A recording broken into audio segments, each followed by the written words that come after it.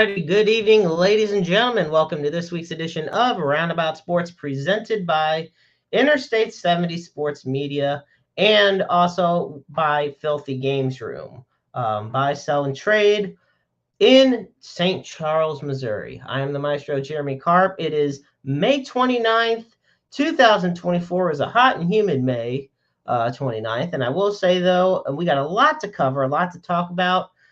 Want to start it off quickly by saying that congratulations to the Cardinals, who won yet another series. They are now 12-2 in their last 14 games. They have somehow made it all the way back to 500. And I definitely, it's surprising, it's amazing, and I'm just so happy for them. But there is a lot we have to talk about, so allow me to bring on the two gentlemen that will be joining me this evening. First, I want to bring on Bob Underwood. He is a member of the committee for the St. Louis Sports Hall of Fame, and most famously on social media and in the St. Louis area, he does a fantastic and phenomenal job of keeping the memory of the St. Louis football Cardinals alive. So first, I want to welcome Bob Underwood to the stage here on Roundabout Sports. All right. Thanks, Jeremy. Hey, my pleasure, Bob. How are you? Very good. Awesome. I'm very honored to have you on this week. It's just a great pleasure. I know, like you said, we have been talking about doing this for a couple years now. Yep. And I also want to welcome our other guest for this week's show. And he is a 30-plus year veteran of radio and broadcasting. He is the co-host of the Morning After Show at Hubbard Radio in St. Louis, Missouri. Ladies and gentlemen, the one, the only, Kenny Strode. What's up, guys? Bob, Jeremy, thanks for having me. Hey, it's my pleasure, buddy. How are you doing? Good. Nice, beautiful night. Just sitting out on the patio. Hopefully the birds aren't bothering you. No, not at all. Honestly, it's just one of those nights. It's great. Weather's nice. We Just all watch got out for the cicadas. We Right. have no cicadas. We have no cicadas in my apartment complex. I have no clue why. They're all over Maryland Heights, but my complex, I've not seen one cicada or heard a cicada. I mean, I'll take that, because we've had out in Chesterfield, there was beyond belief the amount of cicadas that were running rampant. A lot of other shit around here, but no cicadas. Right. I do want to do a quick plug for my friend Ed Wheatley. He has a book out, St. Louis Sports Memories. That is forgotten teams and moments from America's best sports town. All retail stores are selling it. Be sure to pick up your copy. And also, behind me, I know I don't have it in front of me, but it's behind me. It's written by Dr. Jeremy Housewright, for the love of the show. Pro wrestling fans, by pro wrestling fans, tell their stories of their experiences. So be sure to check out that book. It's on Amazon and on Barnes & Noble as well. So first thing I want to talk about, gentlemen, just flashback to the beginning of this month. It's not even like flashback to last year or something. Flashback to the beginning of this month. And we all were calling for Ollie's head. We were all calling for Moselak's head. Quite frankly, we wanted the entire Cardinals organization to restructure. I'm not going to act like I didn't. Then something kicked them in the ass, and here we are, as we're in the last few days of May, and the Cardinals are now 27-27. They're in third place in the division. They are 12-2 in the last 14 games. Kenny, I want to start with you. What are your thoughts on what's been going on lately? Well, you knew they were going to hit eventually. I mean, they have too many good bats in this order that aren't going to hit. I think Mason Wynn's hitting better than we thought we would. He was probably the guy we were most worried about. But, Goldschmidt's starting to hit, Karp getting out of it, or Arenado getting out of it a little bit. I see Gorman starting to get some pop. And the pitching is the pitching that we thought was, other than Sonny Gray, adding a couple guys that are close to 40, we thought, what are they doing? They've been pretty good. I mean, the guy who's really sucked the most is Michaelis. But the other three that Mosela got have been pretty good. I just go back to the game where Ollie pretty much said, I got thrown out of the game on purpose. I wanted to, give these guys a kick in the ass. I wasn't happy with the strike call, but I wanted to get kicked out, and that's what happened. It seems like they played their best baseball of the year since he got kicked out of that game. I was one of those guys on the show. I was calling for Ali to get fired until somebody, a listener, called in and made a bet with me, said that Marmol would be fired by June 1st. I said, well, I'll take that bet. I made the bet basically not because I thought they're going to play better, but I thought that there's no way. They got a safe face. You sign him to a 2-year extension. You're not going to fire the guy by June 1st. So I started rooting for him because I wanted to win the bet. But I just think the bats are coming alive, and I think the pitching is better than they thought it would be, and the bullpen's been outstanding. Bob, what about you? Yeah, I think Kenny hit it on the head. The offense, it started hitting. I think the pitching's been pretty good all year. Helsley's been great. Goldschmidt sort of back on track. Arenado, it was kind of concerning yesterday when he listening to his quotes about how the slump he was in, and he was hoping he didn't lose it. He didn't think he was losing it, and then he goes out and hits a home run. So that's really what it's about. I had lunch with a few people earlier today, and it's kind of interesting the moves that Mozeliak did make. Now, I don't know if they made enough moves. They didn't get a number 5 starter, but the 3 pitchers they brought in, you can't really complain about those guys. Gibson's been fantastic, and Sonny Gray is definitely an ace. I think they need one more though. Yeah, I will say, it's surprising because there was a lot of criticism heading into the season about, aside from Sonny Gray, it was the age of the rotation that really saw the brunt of the criticism. Gibson's 36, Lynn is pushing 38. Even Michaelis 35, Matz is probably the youngest, if not second youngest in the rotation. There was a lot of question marks. Gibson and Lynn have done very well. I agree to the point about Michaelis probably being the most inconsistent. I'm giving Matz the exception just because he's injured. So I guess in that regard, you could say even Matz. But as far as guys who are healthy and constantly in the rotation, it's definitely Miles Michaelis. He's the odd man out. And let's give a big shout out to Andre Palante today. Palante just got called back up to the big league roster a few days ago. And even Ali said, quote, Palante did a very nice job to go down and became a starter and work on some of the things he wanted to work on, including the 2-seamer. He went 6 innings, just 3 hits, 3 walks, 4 strikeouts, and no earned runs. The most important stat of all, no earned runs by the young right-hander. And it was a breath of fresh air to see. This team, and guys, you tell me what you think on this, but the team just looks more alive. Well, when you're winning and you're hitting the ball, it looks that way. When you're losing, it just looks like you don't care. But yeah, they go into games now and knowing they got a chance to win. Earlier in the year they thought, how are we going to lose this game? I'm still a little alarmed at their defense lately. They've given up so many unearned runs in the last 12 games that they've won. They've given up a lot of unearned runs. So, and that's usually a strong point for this team. I'm with Bob though. They need another pitcher. They gave Liberatore his chance and he just sucked. It's a good thing Palante went out and pitched good today because I don't know where else they go for a 5th starter in the whether it be Memphis or Springfield, or hell, they're not going to bring anybody up from Springfield. The thing that baffles me, and we talked about it on the show, and I think Doug Vaughn had a point, that the commissioner must have sent a letter to every baseball team and said, do not sign Trevor Bauer. How this guy is down in Mexico with an ERA around 2, is not losing games. His velocity is there, and no team could use a Trevor Bauer who said he would play for the league minimum. You telling me you can't use a guy like that? There has to be something to him being blackballed, because I don't understand how he's not back in the majors yet. Yeah, absolutely.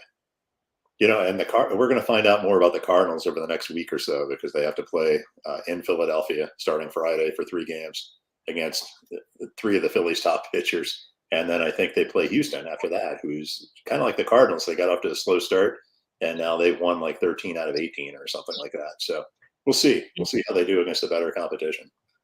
Yeah, Cardinals got Philly, then Houston. They got a good 4-game series against Colorado at home.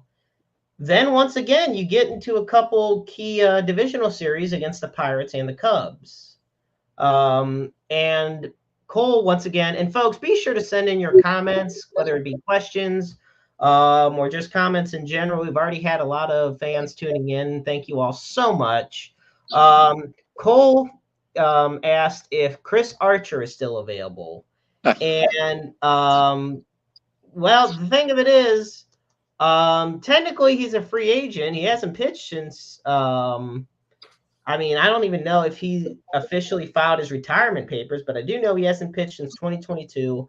And last year he took a job with the Dodgers, as an assistant in there. Yeah, he's done. He's not pitching anymore. That's probably a joke because for like 5 years in a row, I kept harping for the Cardinals to sign Chris Archer.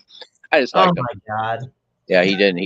He sucked for those last 4 years, but he had some good years, and I wanted him on the Cardinals, and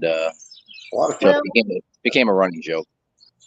Well, Eddie, who's always a frequent listener, tuning in, saying that he thinks the Cardinals take 4 out of the next 6 games. I think if you get 4 out of the next 6 from Houston and Philly, you get 2. If you win the series against Philly, that's a huge statement. I think if you split those 6 games. You split those 6 games, I think, is a victory. Absolutely. I think so too. I mean, Houston is not the juggernaut they have been in the past few years, but nevertheless, Houston is still a dangerous team. And I mean, like I said, guys, we aren't even at the All-Star break yet.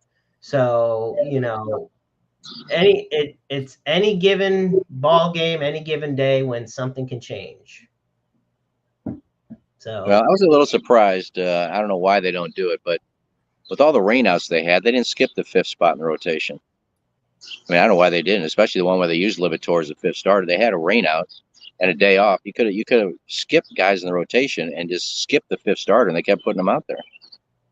Right. And if I remember correctly, I mean, you look at the ERA of Libator, Matz, and Thompson when they were in that 5th starter spot, and it averaged over 5. It averaged definitely over 5.65, but I want to say it was even over 6.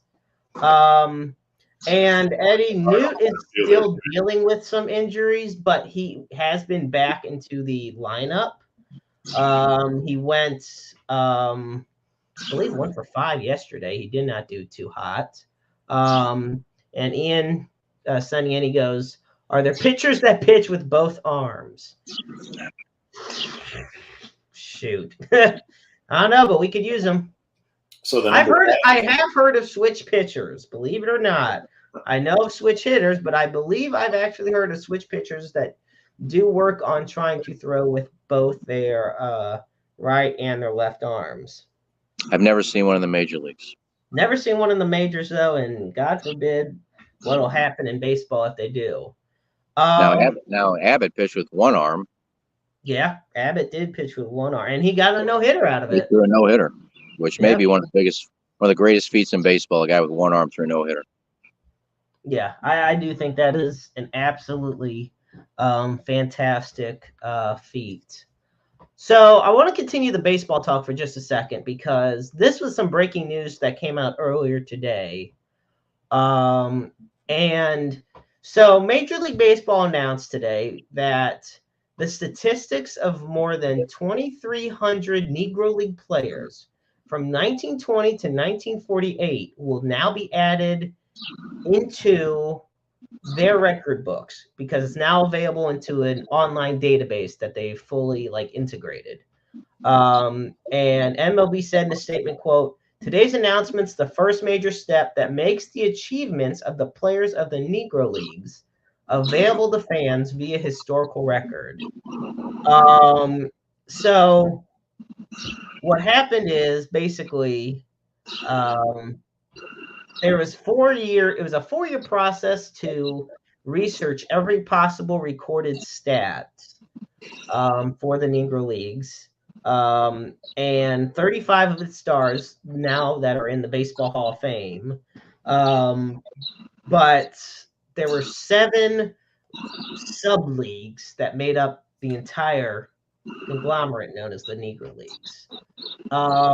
I think with everything, just the most notable result of these additions is the fact that now the late Josh Gibson, he is the all-time baseball leader in batting average in a career.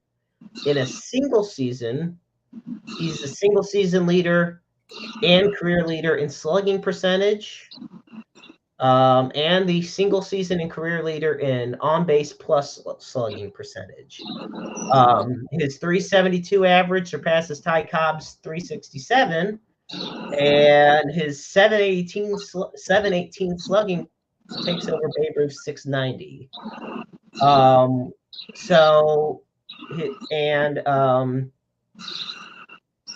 Sean Gibson, his great-grandson, actually told NPR today that, quote, Josh was known for his home run greatness, but this shows he was not only a great hitter, but an all-around great player. So, first thing, and Bob, I'm going to kick it off with you. What are your thoughts on MLB integrating the statistics from the Negro Leagues? This was news to me. I'm kind of reading it on my other monitor, but I don't have a problem with it as long as they've been able to verify the statistics and things like that. I don't know enough about this research, but it looks like it did research for 4 years. I think it's great. And Josh Gibson, I don't know if he was still playing when he died at the age of 35. So I don't know if he was still playing at that time or if he could have still played more years. I don't know the entire story on him, but I think it's great news. Danny? I think it's great that they should be recognized. They dropped the ball when they that year when I think they put 15 or 16 of the Negro League players in the Hall of Fame and left Buck O'Neil out. And then Buck O'Neil died the next year and they put him in. It's embarrassing, the Hall of Fame. But I don't know how they're verifying all of these statistics. I didn't even know they had, on base plus slugging plus, whatever in that era. I know Josh Gibson, people say he's hit 800 home runs. They say he hit 136 or something like that as far as his stats. I mean, I don't even know when they kept stats in that era and where they came up with the stats. If the stats are legitimate and they have stats for all of these and they can come up with them, great. I just think the problem you're going to have is people are going to say, how can you verify these stats when they didn't keep a lot of stats? So, digging deep into this, basically what had happened is the MLB has said in the past and recently that available records from the Negro Leagues from 1920 to 1948, so just in that window, they're just shy of 75% complete. So it's almost kind of like when you look at the silent films from the silent film era, how many of them got lost? Well, the Negro League stats are not going to be 100% complete ever, but they're at around 75% complete, and they're basing it off of that algorithm of what they have available in order to because they kept their own records separately because they always felt they were like the major leagues as well, deservedly so. So, and I mentioned this at the top of the hour before the show that they did have, I've seen encyclopedias with stats, and we're talking a book about this big, released for specifically Negro League statistics in every category with every player that was documented as playing at least one game. So, and this did take about 4 years of research for them to finally decide, hey, we're at that point we can start putting these statistics in there. And yeah, it's absolutely long overdue. Once again, what's going to happen though, look, you already got people that are upset over, records as it is, most notably the home run king. Well, Barry Bonds has the record. whether for better or for worse. Now I know that the legend is that Josh Gibson hit over 800 home runs. That is what, people who saw him play, who, and people close to him said. But records, the Negro League officially counts 166 home runs. Major League Baseball adds to that, believe it or not, and they add 174.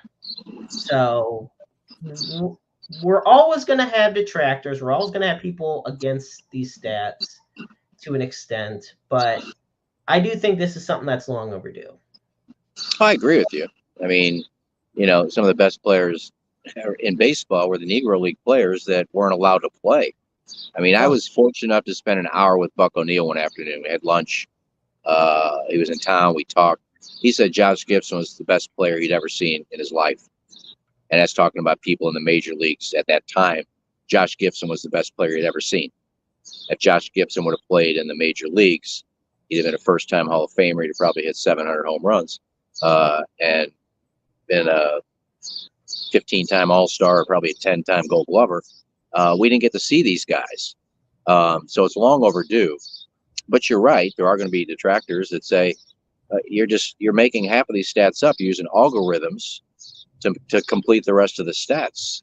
And those are going to be the people that are going to complain. I mean, I really don't care. I think they should be in just for what they did in their league, stats or no stats. That's why they put 13, 15 of them in the Hall of Fame when they had that one election where they put 15 in.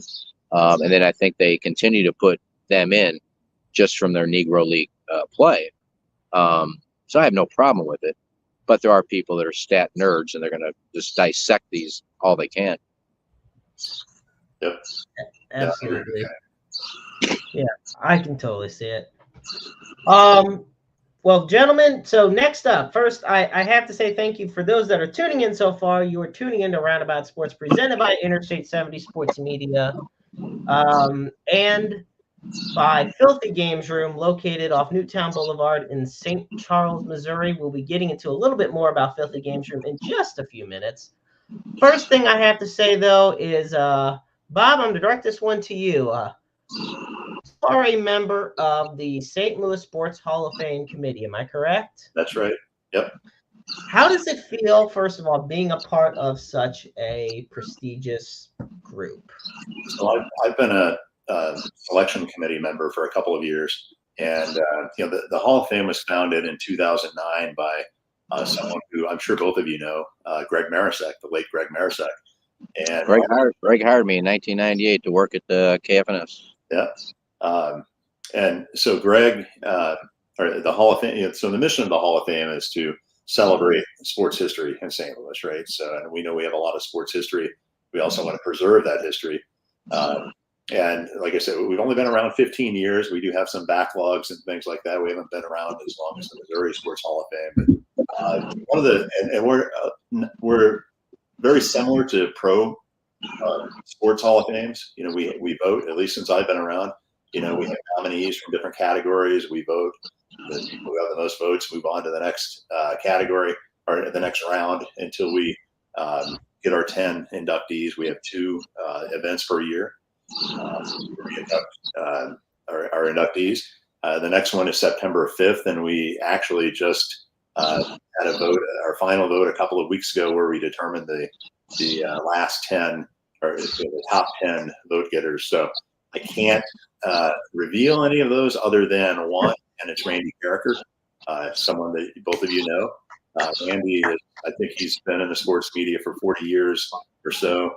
And on top of that, I can't remember a St. Louis Sports Hall of Fame event where Randy hasn't come out and participated. We do our Hall of Fame a little bit differently. Our inductees, they don't go up and give speeches, for 5 or 10 minutes or 30 minutes. Or otherwise, we'd be there all night. So we have a member of the media interview them on the stage. Yep. Andy comes out and does 2 or 3 interviews at each one of our ceremonies. So it's a well-deserved honor, I think, and a long time coming as well. So I will say I believe it was the year that when Mark Burley was inducted. Yeah, it was the year Mark Burley was inducted that I was at the St. Louis Sports Hall of Fame induction ceremony, and I saw Randy Carricker there. Had a nice chat with him. I saw Frank Cusimano, Art Holiday, Renee Knott, like a lot of great St. Louis sports figures, both of the media and athletes. And yeah, I love the format and I understand it because I do get why they don't have the typical Hall of Fame format, but that also gives it its uniqueness. I think it's a little more personable, Right. We get to ask questions that you get to see their personality a little bit more when they answer these questions. So I think it's a format that works, and it's not anything we're going to change. So I love you should. Dominic's comment here. Dominic says, "Is this more prestigious than the Brentwood High School Hall of Fame?" Yeah, probably. I'm in the Brentwood High School Hall of Fame. I'm in the USBC St. Louis Bowling Hall of Fame. I'm guessing I'll be in the St. Louis Sports Hall of Fame eventually, Bob. It's up to you guys. I'm sure there's a backlog of media people waiting to get in. But Randy's a good choice. I see Randy every morning. He does the show right down the hall from us. I see him every morning. Great guy. Loves St. Louis sports. Loves St. Louis. Loves the city. And he's just one of the nicest guys you'll ever meet. So that's a great induction on your guys' part. Yep. Big congratulations. Yeah, play that. We'll play that and send it to his show tomorrow. Yeah, exactly. I do got a comment here sent in by Dustin that quote, this Cardinals run is getting so hot, I'm starting to become physically attracted to my wife's father. Oh, your wife's father, Bill, I guess. Yeah. Oh, Bill's an attractive gentleman, Justin. It looks like Iggy has a lot of fans joining us today. Yeah, exactly. Yeah, I guarantee you, there's 90% of them you can't read. I haven't seen any of my fans. Well, you're on the internet. You're on the internet. You can read whatever you want. Exactly. We're our fans. We got great fans. No, most definitely. And I want to say, so I want to go to another thing with you, Bob, on this before I pass it over to you, Kenny. So one thing, I first met you through a lot of events organized with the St. Louis Football Cardinals. And I've had the pleasure of having Lee Sharp on the show in the past. First thing I have to ask, what made you want to be a part of an organization, like to keep this memory of the Big Red alive? So this all started about 10 years ago. The Rams were still here, and the writing was on the wall. If anybody was paying attention, they were going to move back to LA, right?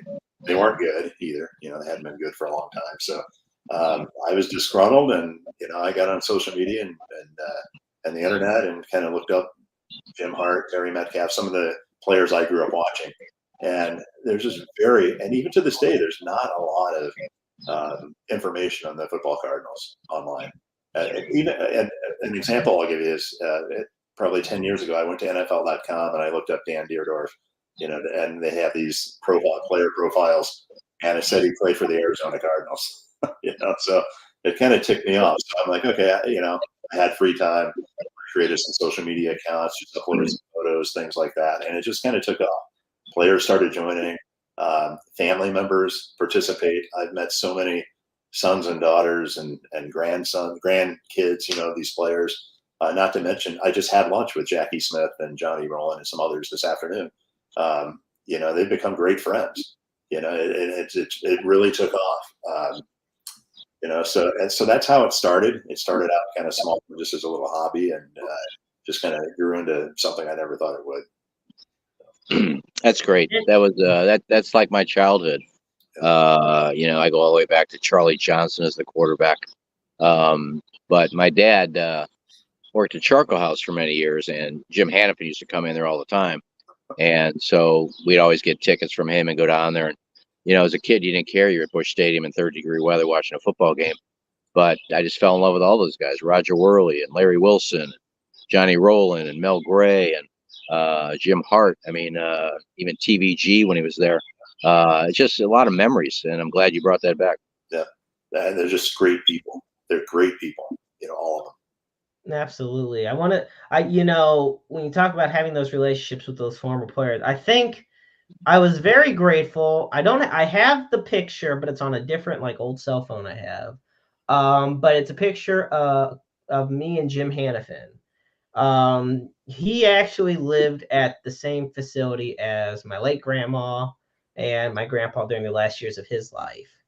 And, I'd go over every Sunday. I go over, it's a family tradition, see my grandparents and every Sunday. So I would see Jim every once in a while too, and we would just get to talking. And I'll never forget what he said about Lawrence Phillips after he passed away. This might be one of my favorite quotes I ever heard. It was, he was a very gifted athlete. He was one of the most talented athletes, but he was dumb as a pile of rocks. He told it like it was, right? He told it like it was. It was straightforward. I remember they had a big party for him at the place when it was his 85th birthday. So just a couple years before he passed. But no, he was an all-around great guy. He talked about all his favorite sports memories, with the Cardinals and the Rams. So, it was great. And he treated everybody like and a lot of these guys do this. They treat the fans like they've known him forever. They're not snobby or anything like that. At least I haven't seen that. Jackie Smith will walk into a bar and we'll be at the far corner of the bar, and it'll take him 10 minutes to get over there because everybody's shaking his hand. He knows everybody. So yeah, it's really been a great 10 years since I started this. What does it mean to both? I want to ask both you guys this. What does it mean to both of you guys, especially knowing that you grew up with the Big Red, you're fans of the Big Red, the fact that the Battlehawks recently honored them at one of their recent home games this season? What does that mean to you? Well, I was there, so Brian Stahl, I think he's the VP of marketing or something like that. Yeah. We've been working on this for a few years, and he reached out to me about 6 weeks ago or so, and we picked a day, and they did a great job. I mean, we had about 20, probably 12 or 15 alumni who still live here in the area. It was kind of a challenge to get down there because some of them don't get around very well. So we had a couple of Ubers, pick us up and take us down there, and they got us back where we needed to go afterwards. But we got to go down the field. The team introduced each player that was on the field. They did a game ball presentation. Anthony Beck came out and shook everybody's hand, and the guys loved it. And we had a suite up. Actually, Joe Buck was in the suite next to us. So Johnny Rowland got to chat with him a little bit, and it was a great honor for the guys. I mean, they really enjoyed it and they appreciated it. We haven't had an NFL team here in a while, so anytime they get honored like that, whether it be the Battlehawks, I took them to the Lindenwood Lions football game last year, and Jackie Smith anthem, and they got to go on the field. I mean, they loved it. They love that kind of stuff. So I think they felt like they were forgotten for a while. So. Yeah. Hey, what about you, buddy? Well, I just think the Battlehawks get it. Stully knows what he's doing. It's just basically a way to shove it up the Rams' ass as well. That, hey, there's a team we're always going to remember. You can all leave and go where you want, but we're going to remember our football Cardinals. So, yeah, it's kind of like the Blues alumni. They don't get as much attention as the Blues alumni do, but a lot of those Cardinals still live in town. You go out and about, you see them. You go to card shows. There'll be one or two former Big Red players at a card show. So they're still loved in St. Louis, and the Battlehawks get it. Hey, we love our Cardinals here, and we're going to honor them. I wholeheartedly agree. Gentlemen, we're going to take one quick break. We're going to stay on here, but I am going to talk about our proud sponsor of Roundabout Sports and of Interstate 70 Sports Media, that being our dear friends at Filthy Games Room. Okay, located at St. Charles off 370 at 3479 Newtown Boulevard. Okay, Filthy Games Room has the largest selection of vintage and modern video games in the St. Louis area, in the metropolitan area. It has over has at least a couple thousand games there as a frequent member. You can also join a part of their patron program where you can get special deals, including up to 10% off of all video game purchases. Everything ranges from the Magnavox Odyssey back in the 70s to, of course, PlayStation 5 today. They have Switch, Xbox, other Nintendo, everything you could think of. One of the nice features is their well-known arcade setup in the front of the store when you walk in. I will say it's been upgraded even just a little bit better than the picture that you're tuning into on the screen, but definitely is worth checking out. Ben Bizzle is the man in charge, but Scott, Isaac, Ari, all are fantastic as well. The store is open 12 to 8, Wednesday through Saturday. Once again, that is at 3479 Newtown Boulevard, St. Charles, Missouri. Filthy Games Room, buy, sell, and trade. Once again, folks, you are tuning in to Roundabout Sports. I'm the maestro, Jeremy Karp. We have Iggy Strode and Bob Underwood on. Bob, I'm going to ask you as Kenny's still with us, but I wanted to ask. I want to come back late for a break like usual. So no, you're good. Bob, I want to ask you first. So with the St. Louis Battlehawks, I know you said you didn't really catch much of a game this year. Here's the thing. Do you know if any football Cardinals are planning to go to the championship game, whether or not the Battlehawks do make the championship? I don't know. A couple of us, Johnny Rowland and I, are going to the game Saturday, but we haven't talked about anything, as far as the championship game goes. I'll go myself. My brother has season tickets. A lot of my friends have season tickets, so we're definitely going to go no matter who plays. I think, I think we have to, right? We can't if we're not there and the championship game is played with 10,000 fans. I don't think that's going to fare too well for our city. So I do have to say, I got to ask this just because it's up here. Cole asks, why is Iggy not in the St. Louis Sports Hall of Fame? Bob needs to speak on this ASAP. Yeah, he needs to be nominated. So you can go to the St. Louis Sports Hall of Fame website, and there's a nominee. There's an area where you can nominate someone for the St. Louis Sports Hall of Fame. You fill out a form. They go on a list, and we review those during our meetings. So. There you go, Cole. Get all your buddies to nominate. Not just one. Get about 60 people under nominating.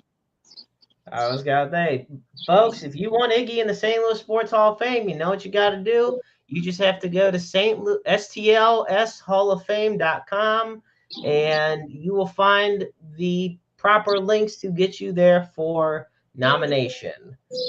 All right, you have to do it. I'm not going to nominate myself, so you guys have to do it. I wouldn't do that. I wouldn't nominate myself either. I'll tell you that. Although I basically reinvented producing in this industry, so 32 years in the business.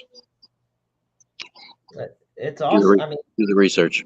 I was going to say it's well deserved. You've had a long. So I have to ask Kenny, what got you into wanting to do the broadcast, to be in the broadcasting field? I had no inkling at all. I was actually working in Bermuda for 5 years. Came back, was bored. It put pretty good money away because I was making a lot of money in Bermuda and tax-free.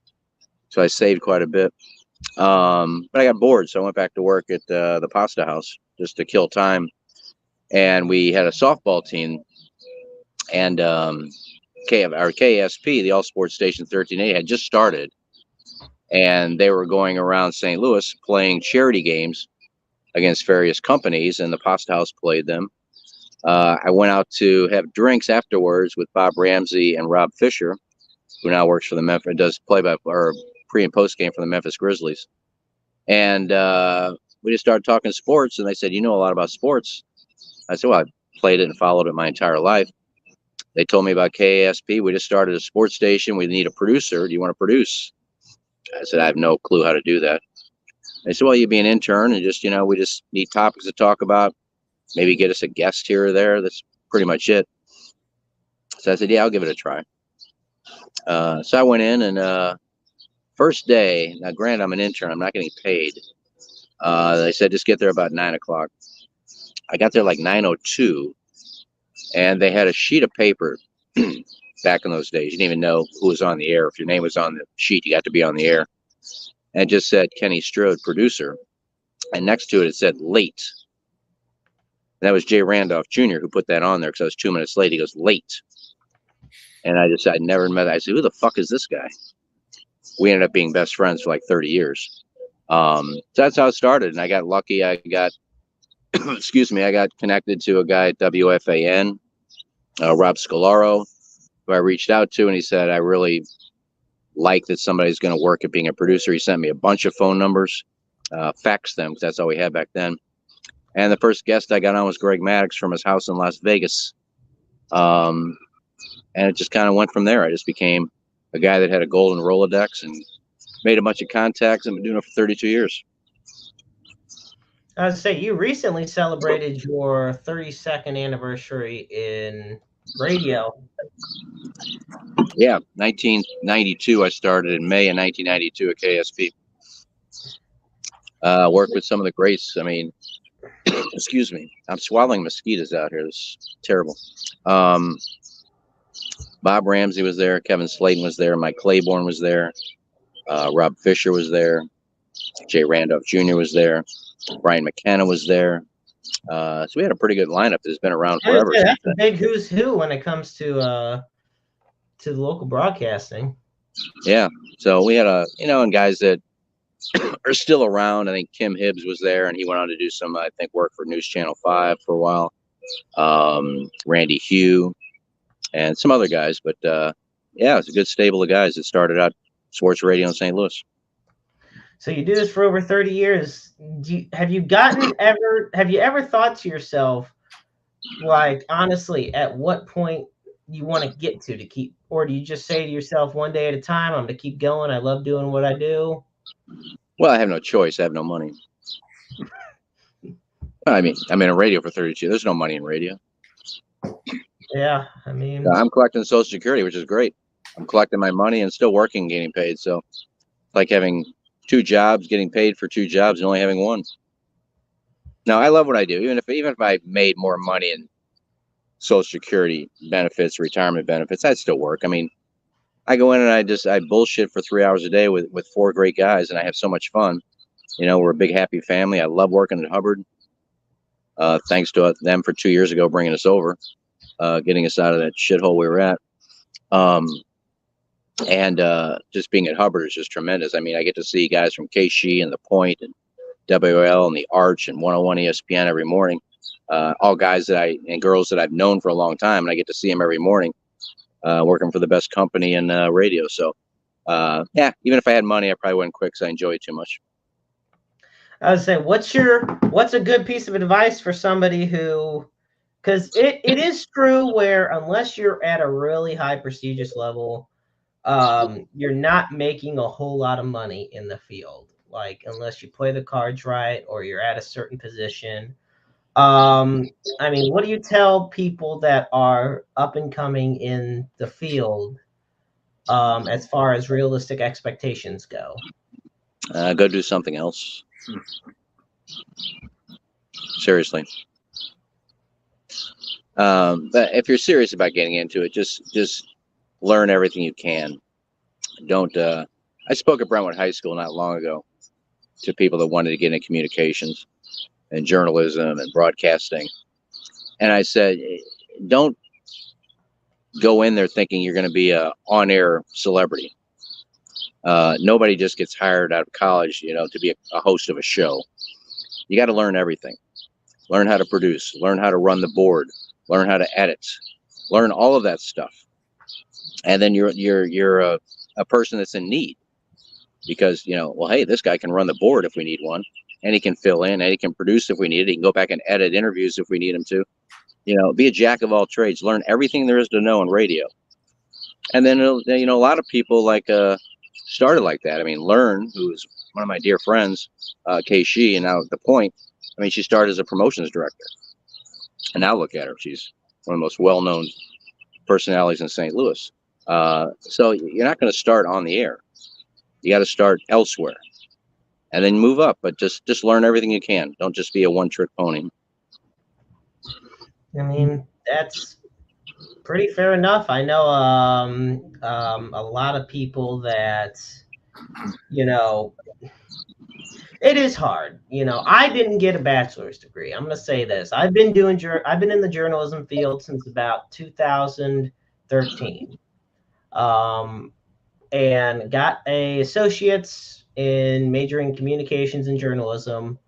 But whereas a lot of people continued their education and got bachelor's degrees, I decided, I guess, hone the craft, if you will, to find more journalism jobs, get more experience. I've had the pleasure of working with a bunch of places. But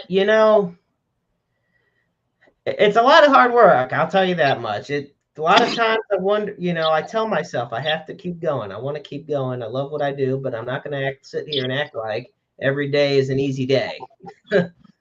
No, I mean, it's, getting up at 5:30 in the morning is no picnic.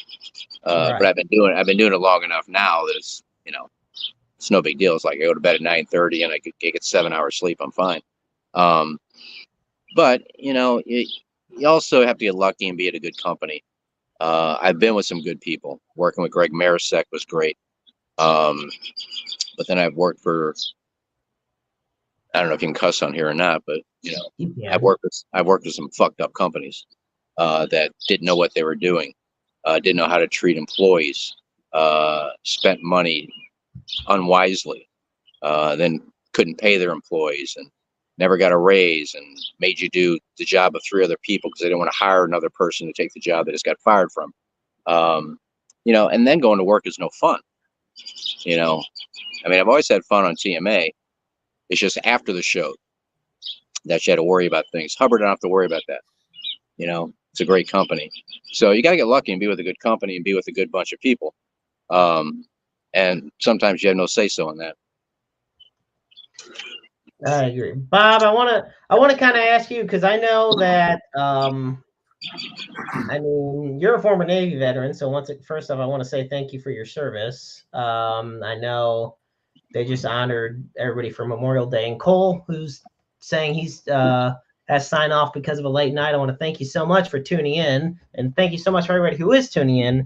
But Bob, I mean, what made you want to be a part of doing something like being a part of the Enshrinery Committee for the St. Louis Sports Hall of Fame, being in the field of sports, working with the football Cardinals? What was that drive for you?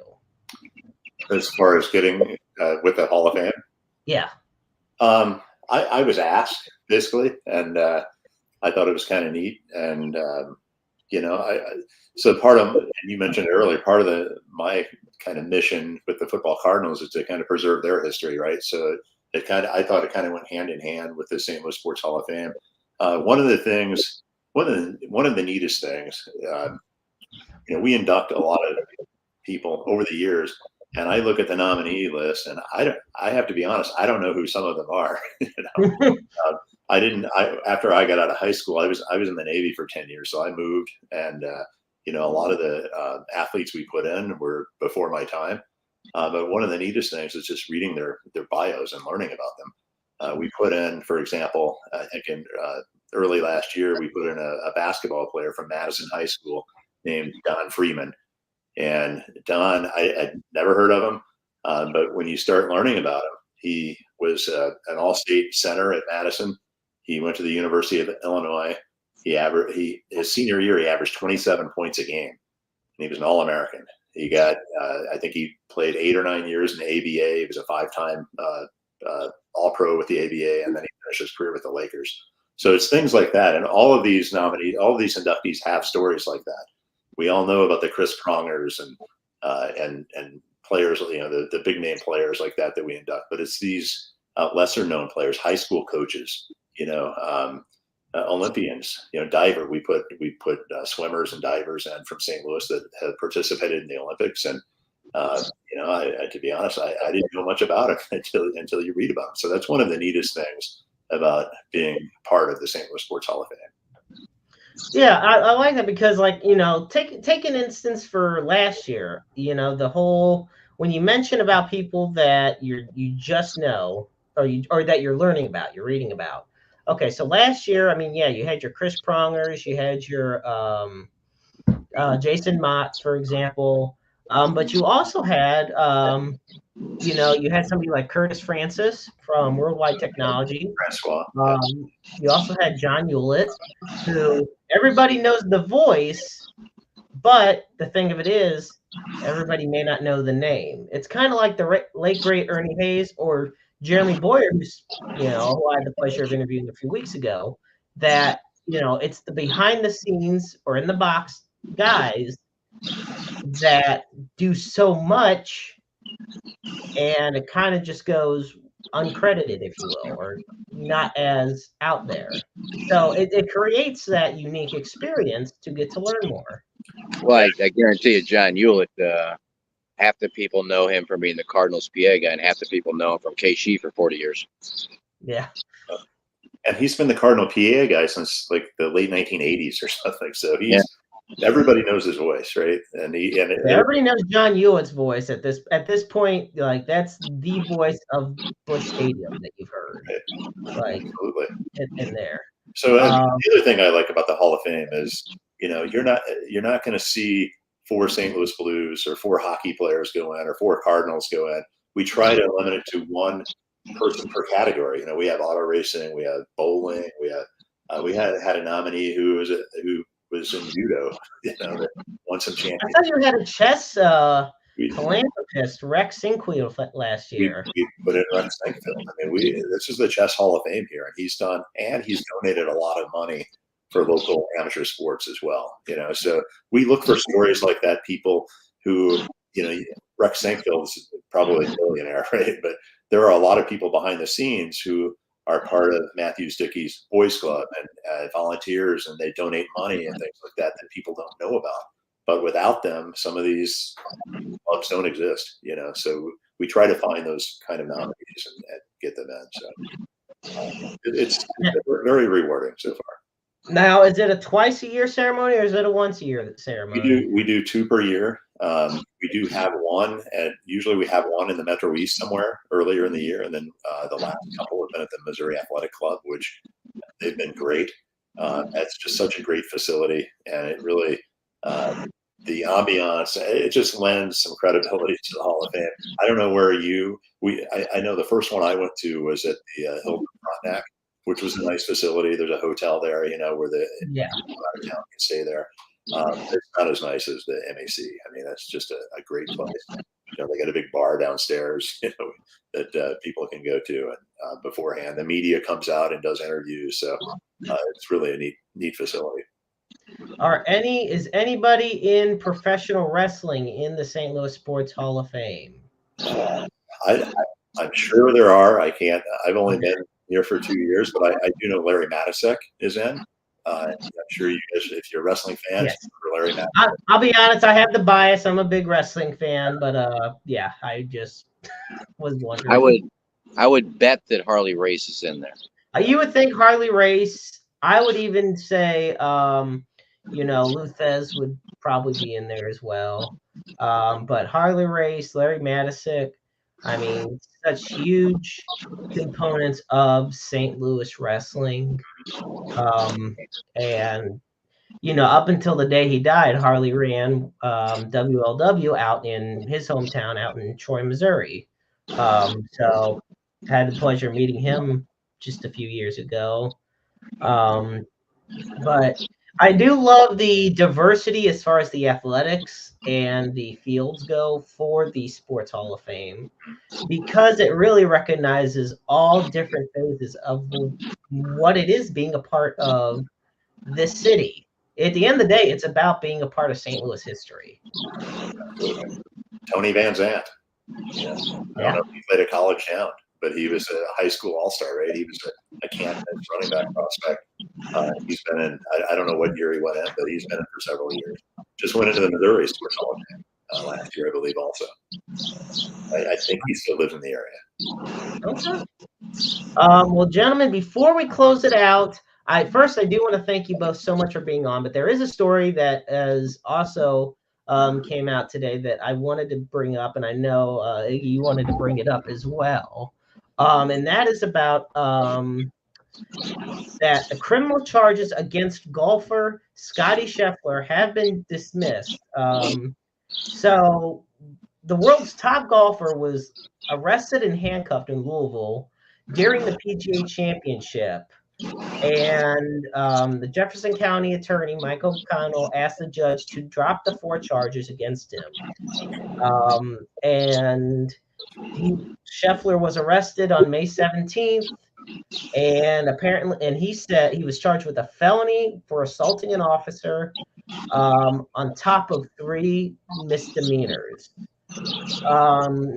Iggy, I want to start with you. What are your thoughts on the whole saga, and that now we're at the stage where the charges are being dropped? Well, I said on the air probably 10 days ago that I heard from a friend of mine in Louisville who had, not in that police district, but had knew some of the people in there, and they said they will end up dropping the charges. You're going to find out that the cop wasn't wearing a body cam, so they have no footage from him, which is against the rules to not have your body cam on or your body cam on. And they were going to find no evidence. And then when his attorney came out and said, we're taking this to court, we're not interested in a plea deal, they're either going to drop the charges or we will take it to court. Well, when the evidence came out, the video came out, you saw there was nothing happened. The cop wasn't hanging on the car. Scotty wasn't speeding away and dragging the cop. He was going about a half a mile an hour. And you could tell it was just a miscommunication. One cop told him, yeah, Mr. Scheffler, go this way. He did. And the other cop went chasing after him and jumped in the window. You knew they couldn't go any further with charges. They would make fools of themselves. And, you know, I've never met Scotty Scheffler, but any interview or people you talk to, the nicest guy you'll ever want to meet. He loves his family. He loves people. Couldn't be nicer. Scotty Scheffler is not going to tell a cop, get away from me, I'm going in here. So I was told they're going to drop the charges. They did drop the charges. And, you know, they save face because Louisville Police Department would look like total idiots if they'd have brought this to trial. So congratulations to Scotty. Well-deserved. Charges dropped.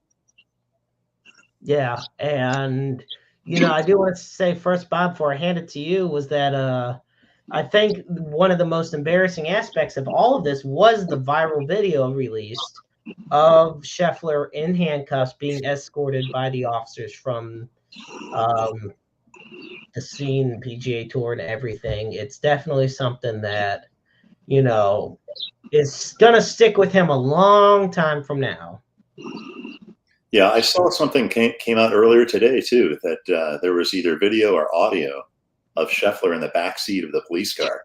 I don't know if you guys saw this, but he was, I don't know if the cop in the front seat had the body cam on, or I didn't see it. I just read about it. But Scheffler was explaining exactly what happened to the officer in the back seat. You know, he didn't know the guy in the yellow jacket was a policeman. You know, he just heard somebody yell at him. And the next thing, and he had his window down. And the next thing you know, this guy is reaching in and hitting Scheffler in the face. So he drove off. You know, it happened so fast, you know, and this wasn't like Sergio Garcia or Patrick Reed was in the car, you know, where you may not give them the benefit of the doubt. I agree with Kenny. I mean, Scheffler, you know, haven't heard anything bad about the guy. Seems like the nicest guy in the world. So something didn't add up right off the bat. Well, to show you how nice he is. He said, "I'm not pursuing civil charges. It's not fair for the city of Louisville to have to pay their tax money going to that. So he could sue them and make a lot of money. But he said, I'm not going to press civil charges. I'm not going to cost the people of Louisville their tax dollars. That's how nice of a guy he is. So, yeah, it was a farce. It really was. It was embarrassing. It may be the first time in the history of Louisville Police Department they arrested a guy, made him put on a orange jumpsuit for his mugshot, told him to take it off and go home. You're released. I mean, that is just stupid. Interesting.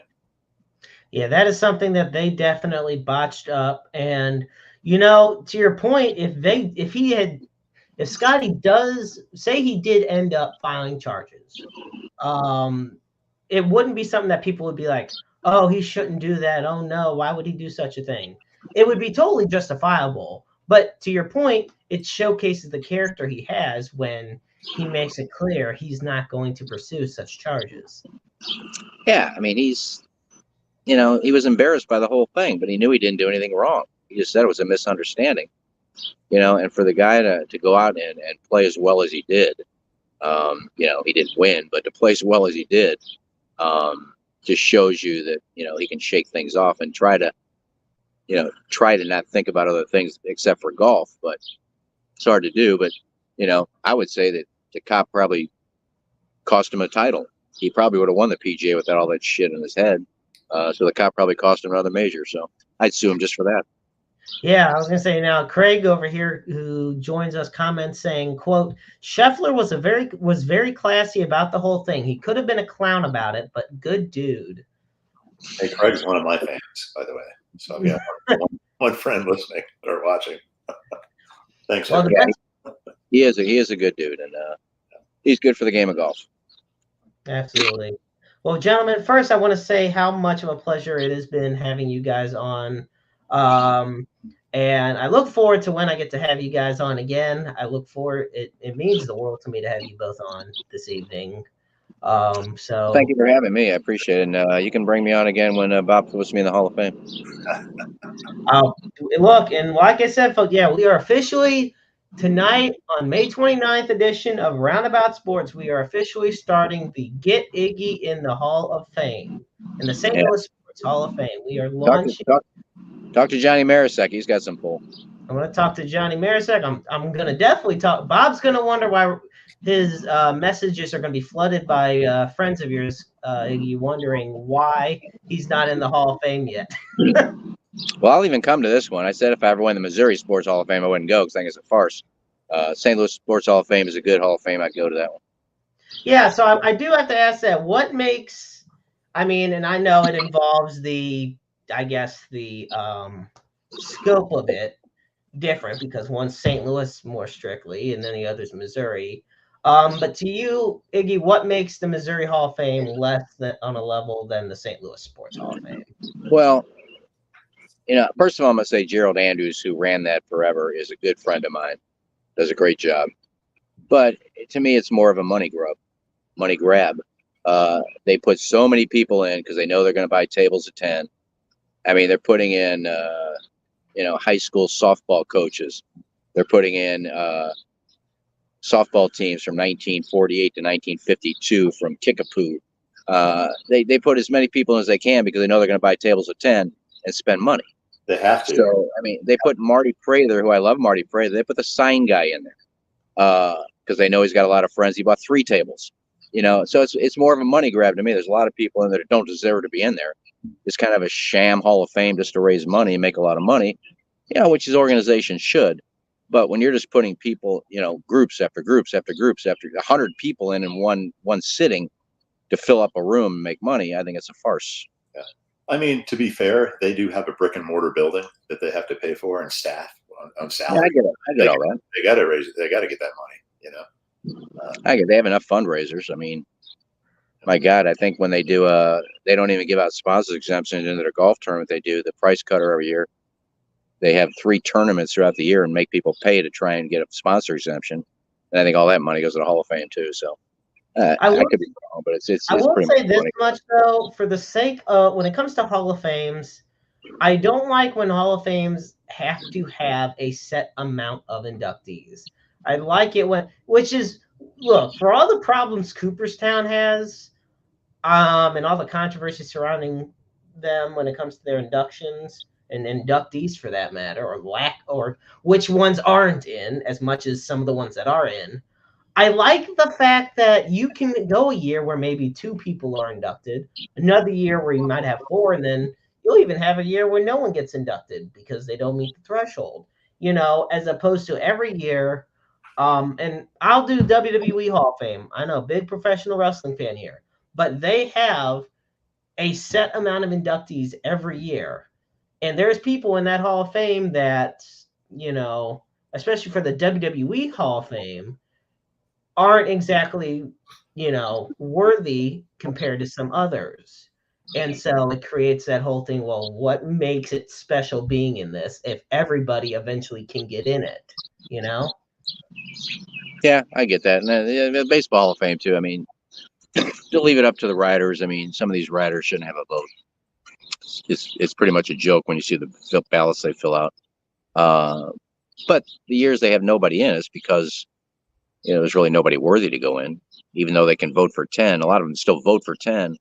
I mean, when you have people on the ballot that had a lifetime average of 210, and they go in because it's their 10 years is up, and they've been retired for 5 years, they can go in, so they're automatic on the ballot. And a sports writer from that city votes for them. And you waste one of your votes on a guy that hit 210 for a lifetime, but then a guy who falls 5 votes short didn't get votes from like 20 people. I mean, come on. So I think leaving it into the sports writers' hands, I think you just put a committee together of Hall of Famers, media people. You take it out of the hands of the sports writers, because a lot of them are they're going to vote for their players every year. Bob, Whether they deserve it. There was a guy in the Pro Football voter, Paul Zimmerman, Dr. Z. I'm sure, Iggy, you remember that. You remember him. He basically ran a campaign against Ken Stabler, saying that he would never get in the Hall of Fame as long as he was voting, and he didn't. I think Dr. Z died, and then Ken Stabler died, and they put Stabler. So what happened was Dr. Z, I don't know who died first, but Dr. Z or Ken Stabler, but Ken Stabler died, and the very next year, once again, Iggy, you mentioned this type of thing with earlier on in the show, with Buck O'Neil, and how Ken Stabler died, and the very next year he goes into the Pro Football Hall of Fame, and people were just outraged about it. So. Yeah, I just think the way it should be voted on differently. I mean, I think the Hall of Fame the last couple of years have been kind of mediocre. It's no longer the Hall of Fame for great players, the Hall of Fame for pretty good players. Yeah. Well, gentlemen, we're going to close it out this evening. I want to start by talking about, as we always do here on Roundabout Sports. First off, you can find us on Spotify, on Apple Podcasts, on the official Interstate 70 Sports Media YouTube channel. You can find us on Breaker, and you can find us on so many more places where podcasts are available. We are also at interstate70sports.media. We're on Facebook. We're on X. I've held out so long from still calling it Twitter, but I'm finally going to just start calling it X and get it the hell over with. But you can find Roundabout Sports. You can find Interstate 70 Sports Media on X and on Facebook. Roundabout Sports on Facebook. And before I do the final pieces for the closing, Iggy, where can folks find you on social and on the air? You can hear me every morning with my TMA guys, 7 to 10. If you got a fairly new car, it's 1057 HD2. But you can download our app, TMA STL. We're on Spotify every morning, but you can go to YouTube too. Unfortunately, there's cameras in the studio, so people critique my outfits. Hey, you wore that shirt 3 days ago. Hey, you're late for a break. Blah blah blah. But you can watch us on YouTube every morning, 7 to 10. Just go to TMA STL on YouTube, and we're live every morning.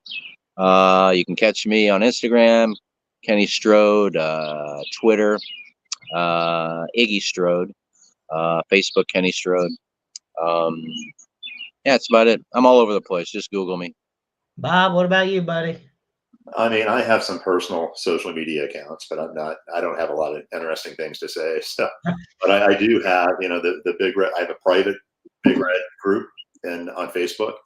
Same with Football Cardinals. I have a Twitter account, Big Red _STL.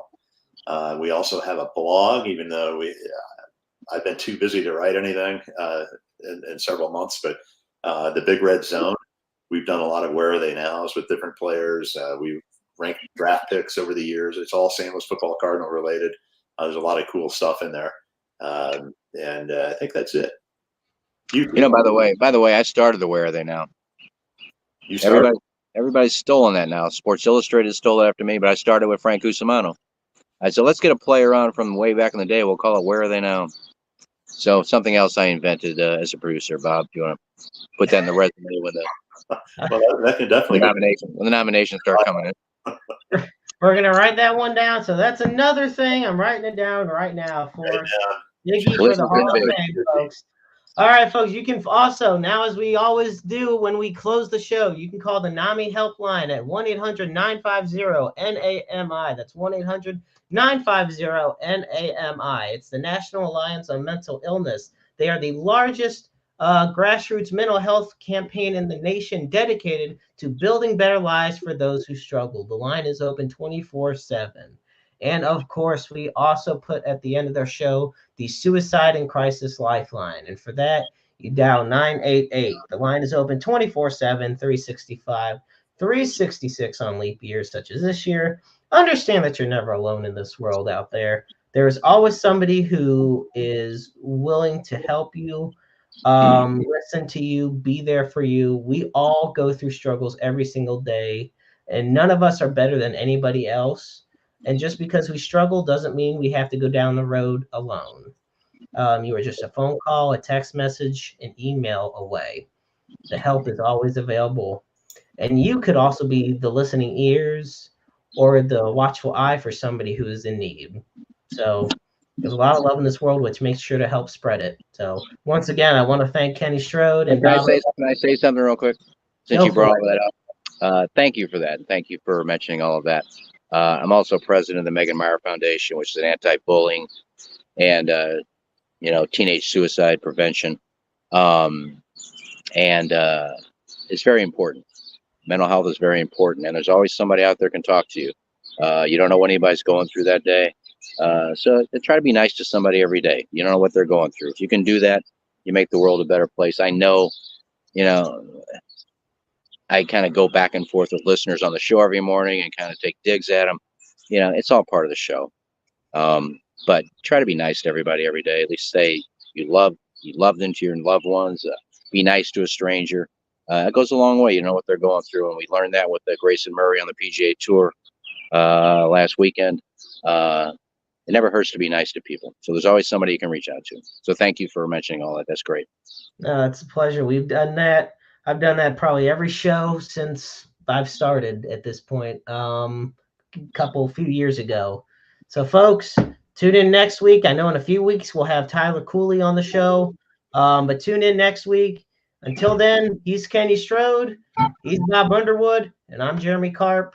And always remember, life is a book full of empty pages just waiting to be written in. Make your lives worth reading.